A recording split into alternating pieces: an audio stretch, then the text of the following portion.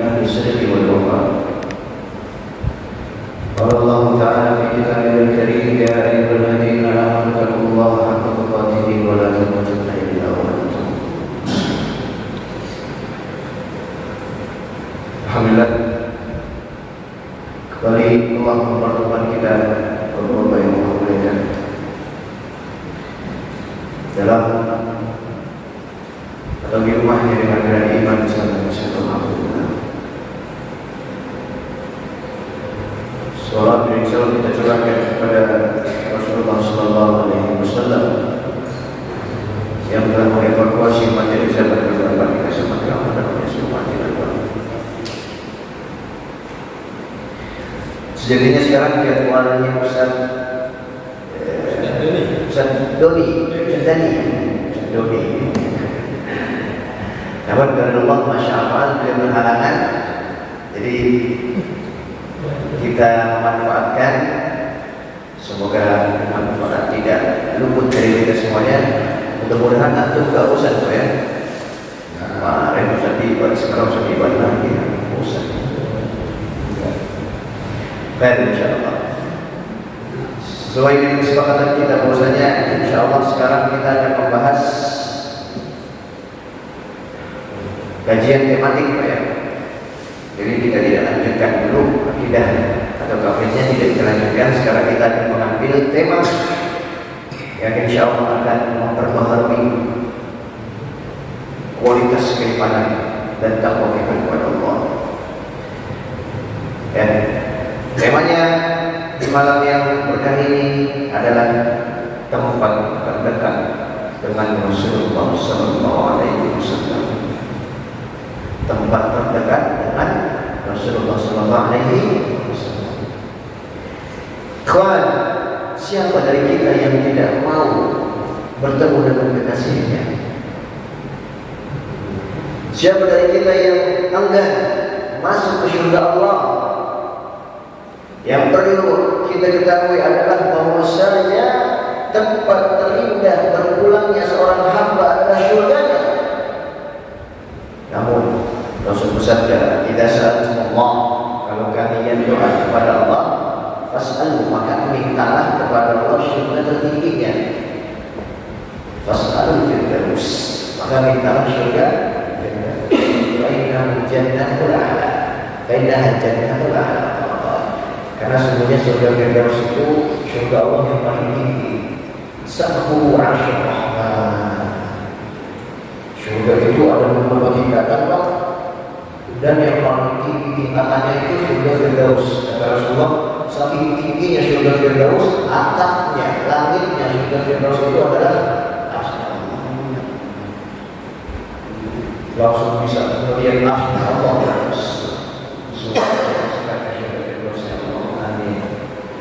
Kawan, ternyata cara untuk mendapatkan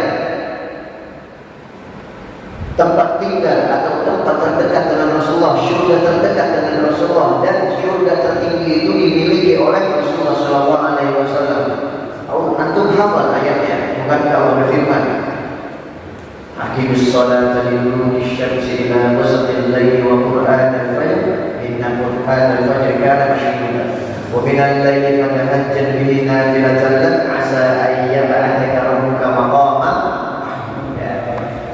Semoga Allah membangkitkan wahai Muhammad di maqam, di tempat yang mahmud, tinggi, yang mulia, yang terpuji. Sebagian ahli tafsir mengatakan ini adalah surga spesial VIP untuk Rasulullah SAW. Dan ternyata ada upaya seorang hamba dengan yang dia bisa mendapatkan surga tertinggi bersandingan dengan Rasulullah Sallallahu Alaihi Wasallam. Dengan apa? Saksikan sebuah hadis yang dibawakan oleh At-Tirmidzi, nomor hadis 2018. Cara mendapatkan surga dengan selevel dekat dengan Rasulullah. Beliau bersabda, "Inna min ahabbikum ilayya wa qarabikum minni majlisan yaumal qiyamati ahasinukum akhlaqa." Sesungguhnya orang yang paling aku cintai dari kalian dan orang itu adalah orang yang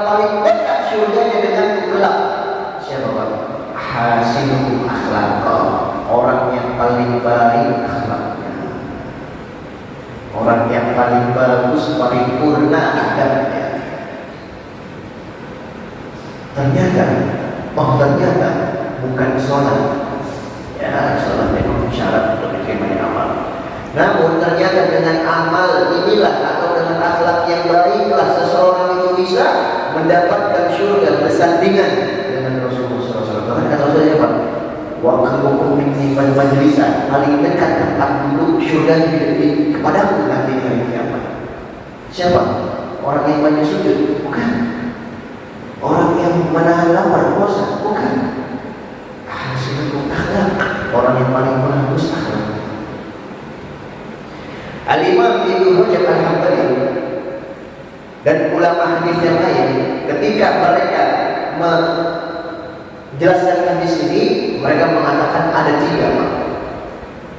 tiga perbuatan yang dimana dengannya tercerminkanlah keparipurnaan, kesempurnaan akhlak seorang hamba. Itu namanya akhlak ya. Jadi kalau akhlak interaksinya muamalah, bukan ibadah, muamalah dengan manusia. Itu namanya akhlak. Para hadis mengatakan ada tiga cerminan hati seorang hamba, dengannya terrealisasilah bahwa saya seorang ini memang tinggi akhlaknya, paripurna adabnya. Yang dimana Rasulullah SAW bersabda dalam hadis yang dibawakan oleh Abu Hurairah, riwayat Bukhari dan Muslim dari sahih mereka berdua. Rasul bersabda, "Man kana yu'minu billahi wal yawmil akhir falyaqul khairan." Barang siapa yang beriman kepada Allah dan hari akhir, maka katakanlah yang baik atau diam. Wa man kana yu'minu billahi wal yawmil akhir falyukrim jarahu. Dan barang siapa beriman kepada Allah dari akhir, maka muliakanlah tetangganya. Wa man kana yu'minu billahi wal yawmil akhir falyukrim dhaifahu. Dan barang siapa yang beriman kepada Allah dari akhir, maka muliakanlah tamunya. Ahli hadis mengatakan, surga tertinggi dengan Rasulullah adalah orang yang paling baik akhlaknya, dan cara mendapatkan akhlak tertinggi yang nilainya di mata Allah adalah dengan menjaga tiga amal ini. Jadi pertama apa? Yang pertama berkata yang baik atau diam. Yang kedua memuliakan tetangga. Yang ketiga memuliakan tamu. Ikhwan yang Allah muliakan, ternyata tiga amalan inilah yang bisa dikatakan seorang hamba sempurna akhlaknya, yang dengannya mendapatkan tempat duduk di surga terdekat dengan Rasulullah SAW. Harus kita ketahui bahwasanya amal itu ada dua. Ada amal yang wujudnya ta'budi, ada amal yang dari materinya itu, dari zat amalnya itu adalah untuk Allah, ibadah pure, ikhlas untuk Allah. Benar-benar nilai ibadah ini nilainya untuk Allah. Contohnya apa? Sholat, puasa, haji. Ya. Sholat kata para ulama, sholat adalah ibadah yang benar-benar untuk Allah. Puasa untuk Allah. Antum kalau sholat, kalau puasa yang untung siapa? Antum. Yang dapat pahala siapa? Antum. Yang dapat manfaatnya siapa? Antum. Dan itu diberikan khusus untuk Allah. Materi atau zat ibadah yang kedua kata para ulama adalah ibadah yang sifatnya muamalah. Adalah ibadah yang sifatnya berkaitan dengan makhluk hidup yang lain. Dan kata para hadis, inilah ibadah yang justru paling banyak memasukkan seorang hamba ke surga, bahkan ke surga ini Rasulullah SAW, surga Firdaus. Di sini ada keanehan Pak. Kalau antum tadi tentang hadisnya, tadi anda katakan Rasulullah bersabda, barang siapa yang beriman kepada Allah dan hari akhir, maka berkata yang baik atau diam. Maka yang paling berjauh, barang siapa beriman kepada Allah dan hari akhir, maka muliakanlah tetangganya. Coba perhatikan dengan Pak. Kenapa di sini Rasulullah bersabda, barang siapa yang beriman kepada Allah dan hari akhir? Aneh Pak. Padahal hukum iman ada berapa? 10 atau 5? Ada 5. Nah, pertama apa? Rukun iman syahadat, iman kepada Allah, kan rukun iman. Rukun iman ada 6. Yang pertama syahadat, iman kepada Allah. Rukun Islam syahadat. Rukun iman ada 6. Yang pertama syahadat. Atau rukun iman kepada Allah. Kemudian iman kepada malaikat. Iman kepada Allah, malaikat, kitab, rasul, hari akhir, hari pembalasan, takdir baik dan coba kita ulangi hadis ini. Barang siapa yang beriman kepada Allah dan hari akhir, keloncat. Kenapa enggak barang siapa yang beriman kepada Allah dan malaikat gitu ya? Nomor 1 dan 2. Kenapa enggak barang siapa yang beriman kepada Allah dan kitabnya? Namun langsung enggak barang siapa yang beriman kepada Allah nomor 1 dan hari akhir nomor 5. Kenapa Pak? Kata pada hadis, karena orang itu bisa mengikhlaskan ibadahnya jika dia benar-benar beriman kepada Allah, dan biasanya orang itu beribadah karena dia beriman dengan hari akhir. Antum kenapa sholat? Karena antum tahu bahwasanya sholat akan diberikan pahala oleh Allah, dan pahala itu kapan diberikan? Di hari akhir. Antum kenapa enggak mencuri, enggak berzina, enggak berbuat maksiat? Karena kita faham akan dibalas oleh Allah di mana? Di hari akhir. Kata para ulama, cukup Allah menyebutkan iman kepada Allah dan kepada hari akhir sajalah, dengannya manusia bisa beramal.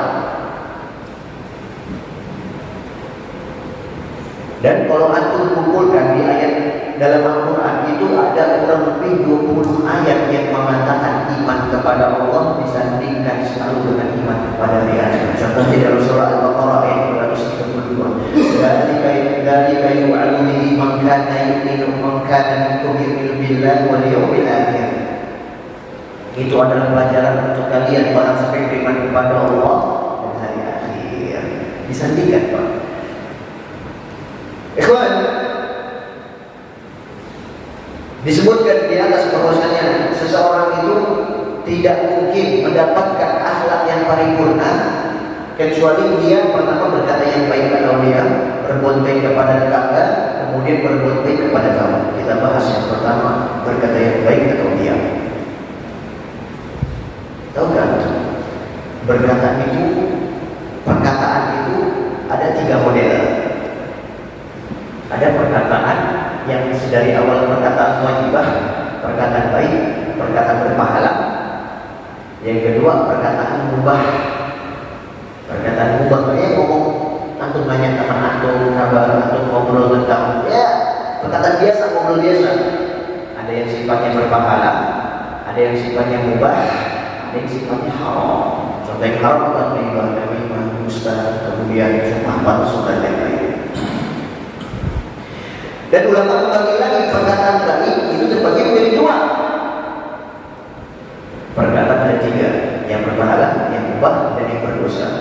Dan kalau membagi lagi mereka perkataan yang baik terbagi menjadi 2. Perkataan yang baik sedari awal karena zatnya, karena materinya, karena perkataan itu memang sedari awal. Contohnya apa? Zikir, kalimat thayyibah, subhanallah, alhamdulillah, la ilaha illallah, Allahu akbar, la haula wala quwwata illa billahil aliyyil azim. Tahlil, la ilaha illallah, takbir, Allahu akbar, dan perkataan zikir-zikir. Dan sebaik-baiknya perkataan zikir adalah ayat Al-Quran. Ini adalah perkataan yang baik yang memang sedari awal materinya sudah baik. Model yang kedua perkataan baik, dia baik dari sisi maksudnya, padahal asal katanya itu mubah, materi katanya mubah, konteksnya mubah, namun bisa berpahala karena maksudnya. Apa contohnya? Ketika antum ngobrol dengan istri antum, mudah abang bahasa Arabnya. Apa kata Rasulullah? Tudaibu wa tudaibuha wa tudaibuka. Engkau ngobrol dengan istri itu dapat pahala Pak. Ngobrol aja, atau ngobrol dengan orang tua, atau datang atau nelpon, atau ngobrol dengan kerabat keluarga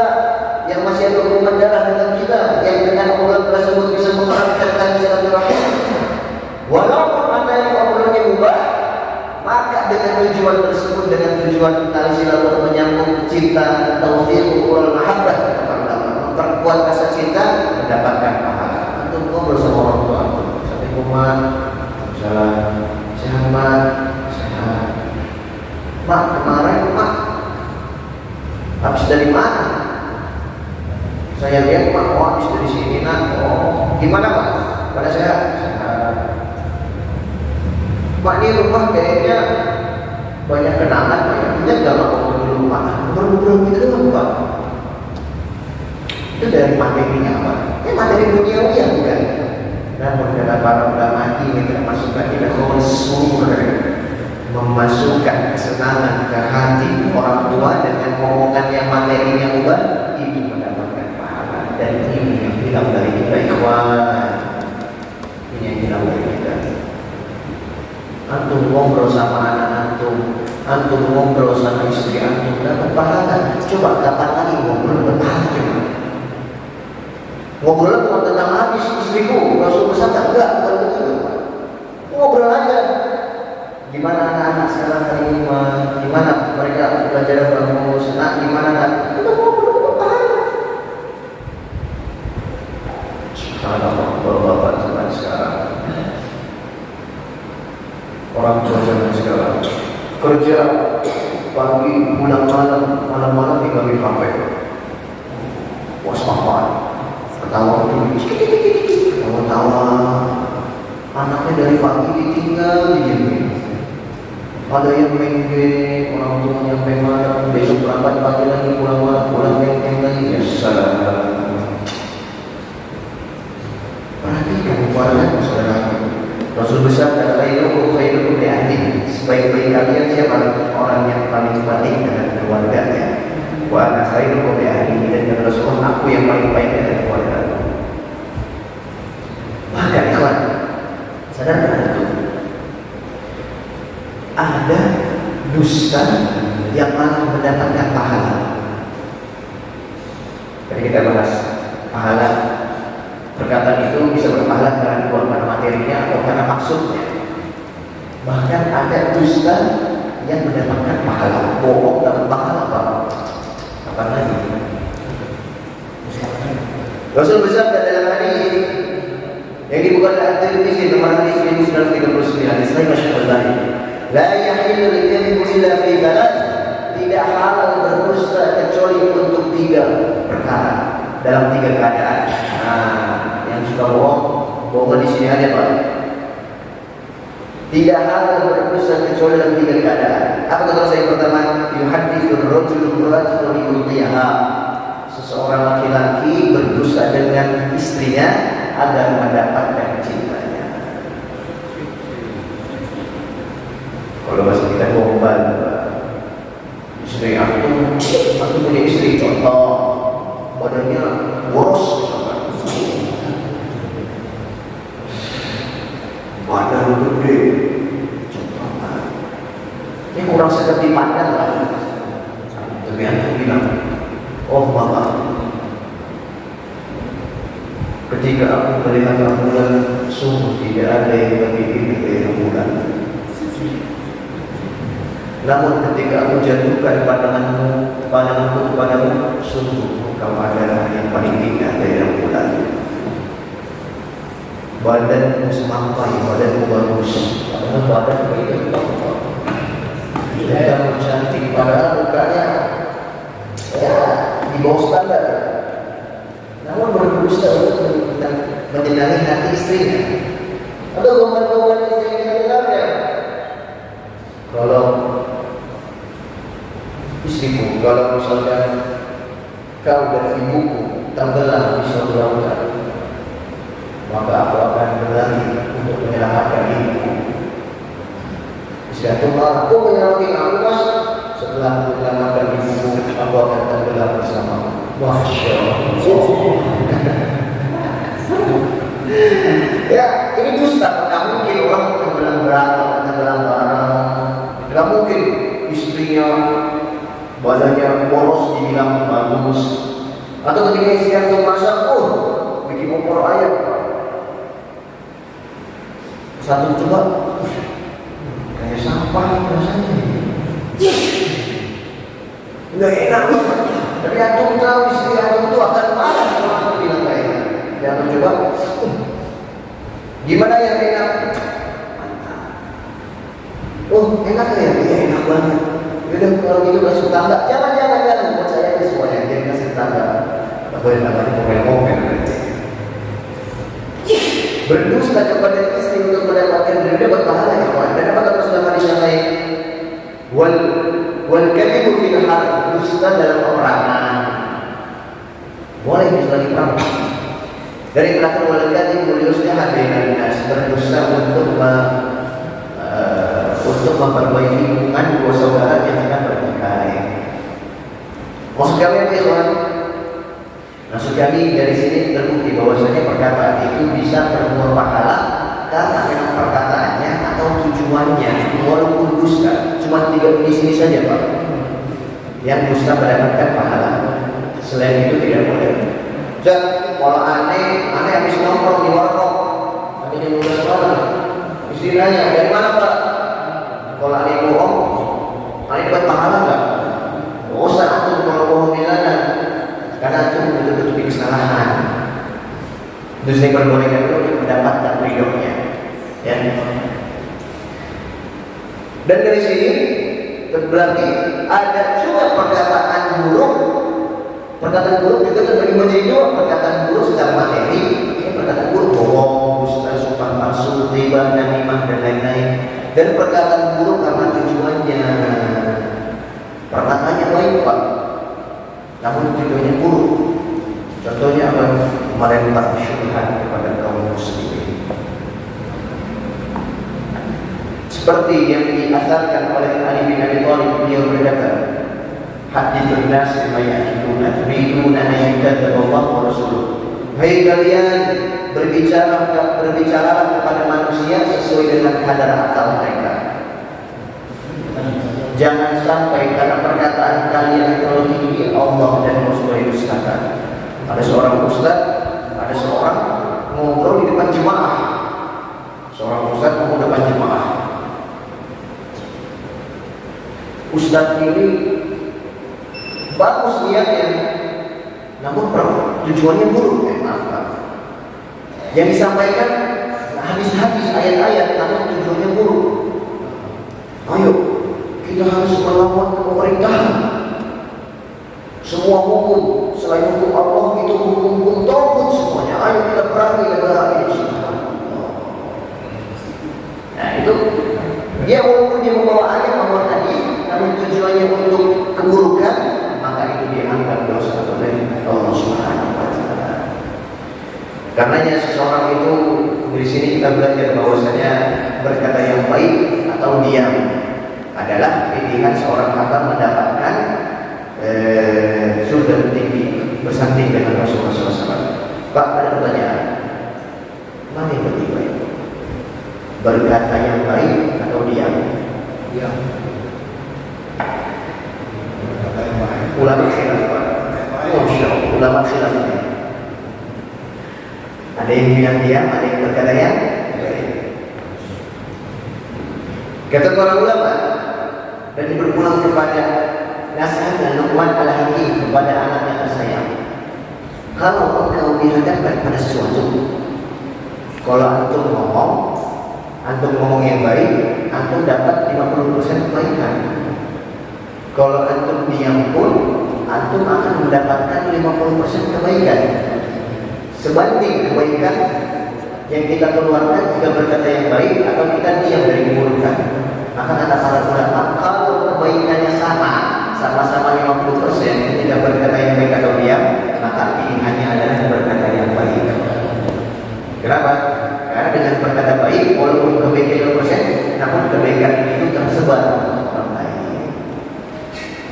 Namun ada kalanya pun diam itu menjadi pilihan yang terbaik. Ikhwan yang Allah muliakan, tahu tak?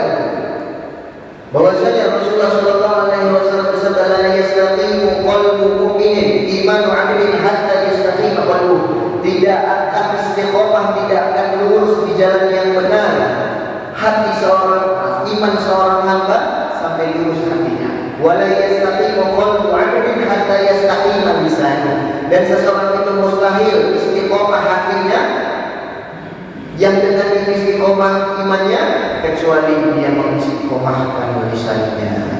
Makanya ada sebuah nasihat dari para ulama, kullu bina'in bima fihi yaftuh. Setiap ceret itu mengeluarkan isinya. Antum kalau pengen tahu seseorang, lihat apa yang dia bicarakan. Kalau pengen tahu isi dalaman seseorang, lihat apa yang dia keluarkan dari bicaranya. Setiap ceret itu mengeluarkan isinya. Bayangkan Pak, itu punya dekor, antum kasih teh, yang keluar apa? Teh, bikin teh. Antum bikin kopi, masukin ke dekor, yang keluar apa? Kopi. Mungkin nggak masukin teh, yang keluar kopi. Orang kalau dia beriman kepada Allah, maka yang keluar dari lisannya akan baik-baik ikhwan. Karenanya Luqman Al-Hakim pernah berkata bahwasanya diam itu adalah pelajaran tersulit untuk kita. Diam itu pelajaran tersulit, Pak. Beliau berkata, ya bunayya ma nadimtu ala shaddiqah. Wahai anakku tersayang, aku bapakku pada Luqman, aku tidak pernah menyesal ketika diam, tidak pernah menyesal. Wa in kana al-kalamu min fiddah was-sukutu min dhahab. Wahai anakku tersayang, ketahuilah kalau kata mereka berkata yang baik itu sebagai perak, seperti perak, maka diam itu adalah emas. Ya. Nih, coba anak mau nanya antum, lebih sulit ngomong apa diam? Lebih sulit apa sebenarnya? Lebih sulit diam daripada ngomong.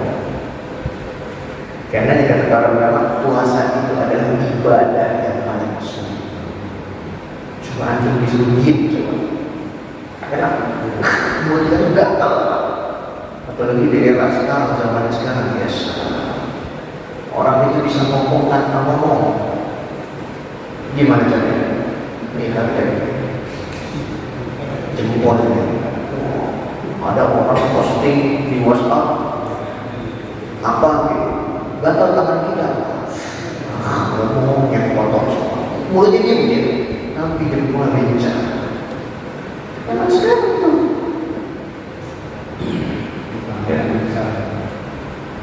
Karenanya terkadang kita lebih sulit mendidik anak kita untuk diam daripada berbicara.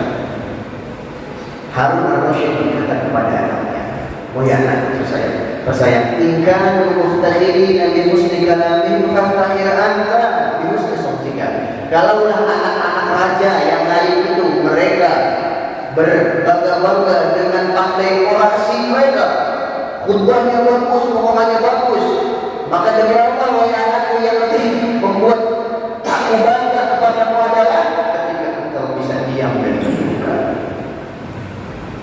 Diam, Pak. Makanya dari riwayat mengatakan ketika Harun Ar-Rasyid khutbah Jumat, mungkin Anda nggak cerita kan? Beliau cuma khutbah rukun-rukunnya doang. Khutbah Jumat rukunnya ada berapa? Pertama, alhamdulillah, salawat kepada Rasulullah, kemudian wasiat takwa, kemudian menutupnya dengan 3 perintah dan 3 larangan. Inna Allaha ya'muru bil 'adli wal ihsani wa ita'i dzil qurba wa yanha 'anil fahsya'i wal munkari wal baghi, itu maksudnya.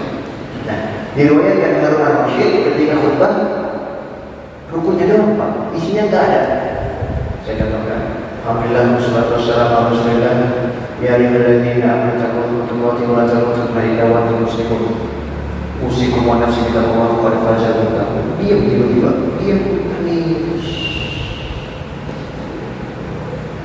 Tiba-tiba ngomong, inna Allaha yuhibbu al-mu'minina li nafsi wa tanna bima yaqdiru mustaghfiru wa kullu shay'in ahsanu wa la yuzlimu inna Allaha wa malaikatahu yusalluna 'alan nabi. Jadi ngomong itu, Pak, isinya enggak ada. Selesai sholat Jumat, khutbah sholat Jumat, beliau turun dari mimbar dan ihramnya. Kita harus sholat. Ya khalifah, wa khalifah, harus khalifah. Kok diam dari khutbahnya? Agar beliau innal kalama fitnah. bicara itu adalah fitnah. Oh, ternyata maksud materi beliau apa? Jangan banyak berbicara. Ikhwan yang Allah muliakan, dari sini kita memahami bahwasanya berkata yang baik atau diam itu adalah salah satu cara untuk mendapatkan syurga terdekat di sisi Rasulullah Sallallahu Alaihi Wasallam. Kemudian amalan selanjutnya yang bisa mendapatkan dengannya seseorang syurga terdekat dengan Rasulullah Sallallahu Alaihi Wasallam adalah memuliakan tetangga. Sebelum kita masuk ke tetangga, siapa yang tetangga? Tetangga itu siapa? Bahasanya jarak. Tetangga itu, kalau kata para ahli fikih, tetangga itu adalah 40 rumah ke barat, utara, selatan, timur. Tetangga. Kalau kata ahli hadis, tetangga itu adalah mereka yang mendengarkan azan sama oleh satu masjid. Tetangga. Intinya ulama khilaf tentang satu tetangga. Kawan, berbuat baik kepada tetangga itu adalah kebiasaan orang-orang Quraisy zaman terdahulu.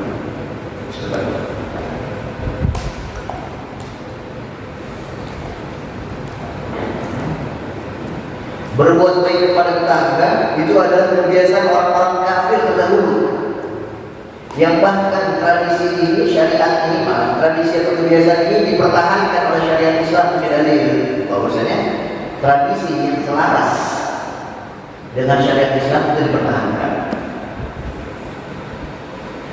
Diriwayatkan bahwasanya Rasul berkata kepada Abu Dzar, "Ya Abu Dzar, wahai Abu Dzar, idza tawassata marqatan fa'fir ma'aha wa ta'ajjil." Kalau kamu masak sop, masak kaldu, maka perbanyaklah kuahnya. Pedulikanlah tetangga. Diriwayatkan juga bahwasanya Abdullah bin Umar, anaknya Umar bin Khattab, beliau itu kalau makan gak pernah sendiri, pasti memanggil orang lain untuk ikut makan. Bahkan saking pentingnya kita berbuat baik kepada tetangga, mungkin aku telah dengar ceritanya dari Abdullah bin Amr bin Al-As. Ketika itu dia diberikan makanan oleh budaknya atau tetangga, diberikan makanan daging unta. Apa kata Ibnu As? "Ahdaitum hadhihi jariyah Yahudi." Hei budakku, apakah makanan ini juga dimakan oleh tetanggaku yang Yahudi? Kata beliau, kata budaknya, enggak, belum. Kalau dia enggak makan daging unta seperti itu, berikanlah, karena aku tidak mau makan selagi dimakan juga oleh tetangga. Bayangkan. Bahkan kata Rasulullah, "Wallahi la yumkin," demi Allah tidak beriman, demi Allah tidak beriman, wallahi la yumkin 3 kali. Demi Allah tidak beriman, demi Allah tidak beriman, demi Allah tidak beriman. Man la ya'man jahu bawa'iqahu. Barang siapa yang dengan hadirnya tetangganya merasa tidak nyaman. Orang pertama yang menolong antum ketika ada kesulitan di rumah siapa? Tetangga. Betapa besar hak tetangga di sisi Allah Subhanahu wa Ta'ala. Karenanya tidaklah salah yang kita harus bersabda, barang siapa yang beriman kepada Allah dan hari akhir, maka muliakan tetangganya.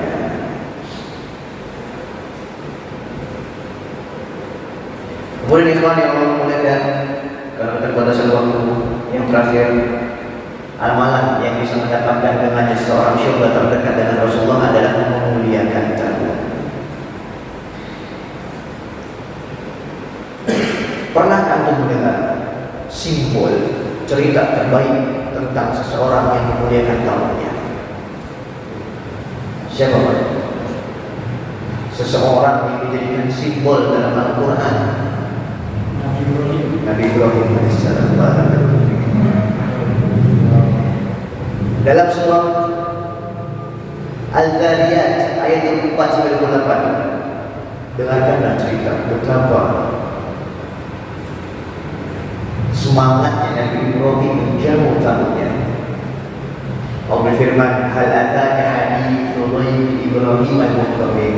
Wahai Muhammad, sudahkah engkau mendengar tamu yang datang kepada Ibrahim, tamu mulia yang datang kepada Ibrahim? Informasi untuk tamu ini adalah malaikat, Pak. Dalam riwayat 2 atau 3 malaikat yang datang.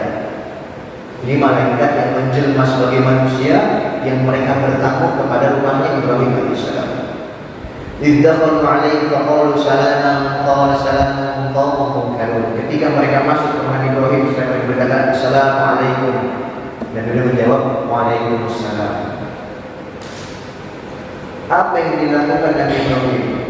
Kata Ibrahim, waalaikumsalam qaumun munkarun, wahai orang-orang yang belum aku ketahui. Jadi tetangga ini menjelma menjadi manusia yang sebelumnya belum pernah dilihat oleh Ibrahim alaihissalam. Kalau antum datang ke rumah antum, bayangkan coba, ada orang, ada tamu datang ke rumah antum, tamunya belum pernah antum kenal, antum bilang apa? Maaf, cari siapa ya? Ya, ada perlu apa ya?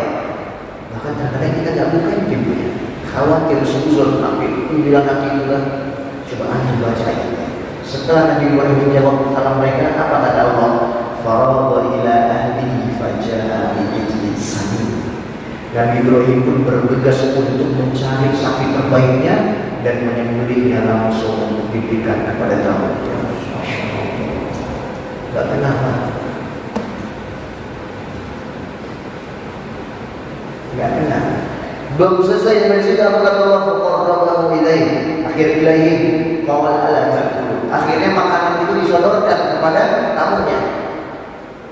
Silakan makan, silakan makan. Faujasa minhum khifah. Namun tiba-tiba dalam riwayat Ibnu Katsir ketika pengen dimakan itu daging sapinya, diserok begini, pengen diambil dagingnya, tembus dagingnya. Faujasa minhum khifah. Nabi Ibrahim pun takut. Wa basyarnahu bi ghulamin halim. Akhirnya kata Allah, ghulamin halim. Akhirnya kata Allah, wahai Ibrahim, jangan takut. Sesungguhnya malaikat ini membawa kabar kepadamu, engkau akan diberikan seorang anak. Siapa itu? Nabi Isa. Ahli tafsir mengatakan, di sini kita diajarkan hormat menjamu tamu itu bagaimana, Pak? Yang pertama, Nabi Ibrahim didatangi oleh tamu yang tidak dia kenal, dan dia langsung membeli sapi, Pak, sapi disembelih. Bukan ayam, bukan martabak telur, bukan tahu, bukan tempe, bukan sayur yang kemarin, bukan, Pak.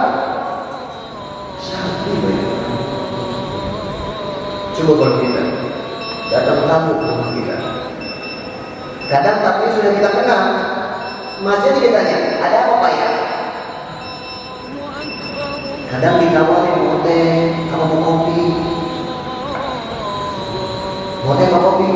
Jadi nggak ada yang kopi, jadi kopi habis ya, kakek nawarin kalau habis.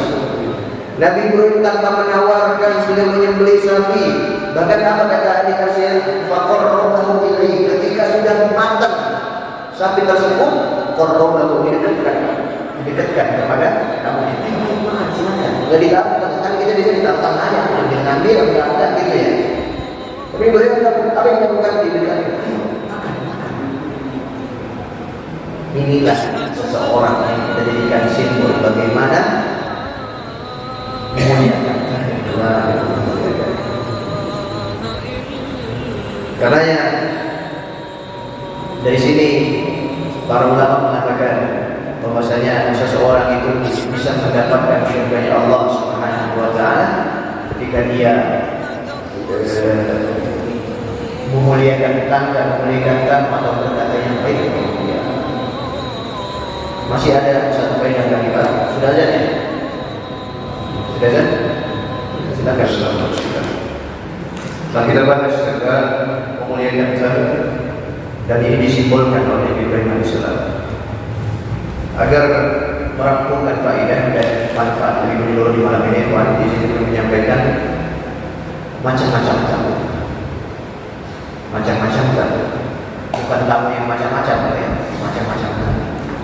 Tamu itu dua macam. Yang pertama tamu yang musafir, ada tamu yang muqim. Tamu yang musafir maksudnya apa? Tamu yang datang ke rumah kita karena dia singgah, safar, sedang safar, akhirnya dia pun singgah di rumah kita. Ini namanya tamu yang musafir. Tamu yang musafir ini dia berhak mendapatkan jamuan kita, tidur di rumah kita, makan dari rumah kita, minum dari rumah kita, tinggal di rumah kita 3 hari 3 malam. Rasul besar dalam hadis yang dibawakan oleh Muslim, yaumuhu wa lailatuhu wa dhiyafatuhu 3 ayyam. Untuk tamu yang musafir, dia mendapatkan 3 hari 3 malam, mendapatkan makan, kita muliakan semuanya. Tamu yang musafir. Famakana wara'a dzalika fa huwa sadaqatun alaihi. Dan kalau sudah di atas 3 hari, maka sunnah kita menjamuknya lagi. Kalau udah 4 hari, kita boleh ngomong baik-baik, Pak. Afwan, aku sudah 3 hari di sini. Karena kadang-kadang, aku malah sendiri kalau ada tamu lama pindah di rumah antum pasti nggak enak kan. Nah, Islam memperhatikan sisi kecil ini. Karena kita hanya diwajibkan memuliakan tamu musafir 3 hari, entah itu kerabat atau bukan. Kalau musafir 3 hari malam. Setelah itu antum boleh minta baik-baik untuk meninggalkan rumah. Jangan antum tendang di rumahnya. Jangan diusir, pelan-pelan. Usirnya halus, Pak. Lempar kopernya. Kasar itu. Nah, ada tamu yang mukim. Tamu yang mukim maksudnya apa? Tamu yang hanya bertamu padahal rumahnya dekat. Maka kita wajib menjamunya saja tanpa diwajibkan untuk kita untuk memberikannya makan. Nggak wajib, Pak, itu sunnah masuknya.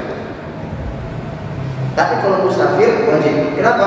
Karena kata para ulama, tamu yang mukim ini rumahnya dekat. Dia bisa tidur di rumahnya. Kenapa tidur di rumah aneh? Ini rumahnya dekat, makanya tidur di rumahnya. Kita bisa makan di rumah ente. Kecuali dia datang, benar-benar datang ke rumah kita minta makan. Oh, yang rumahnya belum makan nih, 3 hari misalkan. Tapi badannya gede, makan belum 3 hari mana? Oh, ya. Kalau para ulama tamu mukim ini sunnah untuk kita berikan makan, wajib untuk kita jamu saja, kita berikan masuk saja. Namun kalau kita berikan makan itu sunnah. Ustaz, berapa hari? Ustaz, nggak sampai sehari. Karena kita punya rumah dekat. Tamu yang mukim ini, tamu yang tempat antum punya tetangga, pertama rumah antum nggak wajib untuk menerimanya 3 hari 3 malam, enggak. Karena rumahnya di sampingnya. Kecuali dia minta tolong kan. Tolong anak-anak kelaparan, anak kehausan, atau misalkan dia minta izin sehari, dan itu tetap masuk dalam kategori sunnah. Inilah ikhwan yang memuliakan kajian tematik kita. 3 inilah yang dengannya seseorang bisa mendapatkan syurga terdekat dengan Rasulullah SAW. Akhlak yang paripurna. Dan kata para ulama, 3 akhlak ini adalah tadi pertama apa ikhwan? Berkata yang baik atau dia. Yang kedua memuliakan tetangga. Yang ketiga memuliakan tamu. Semoga kita mendapatkan syurga terdekat dengan Rasulullah SAW. Amin. Allahumma amin. Baik, cukup ya. Kemudian karena keterbatasan waktu, kita tunjukkan dengan Fatihah majlis. Subhanallah wa bihamdihi. Assalamualaikum.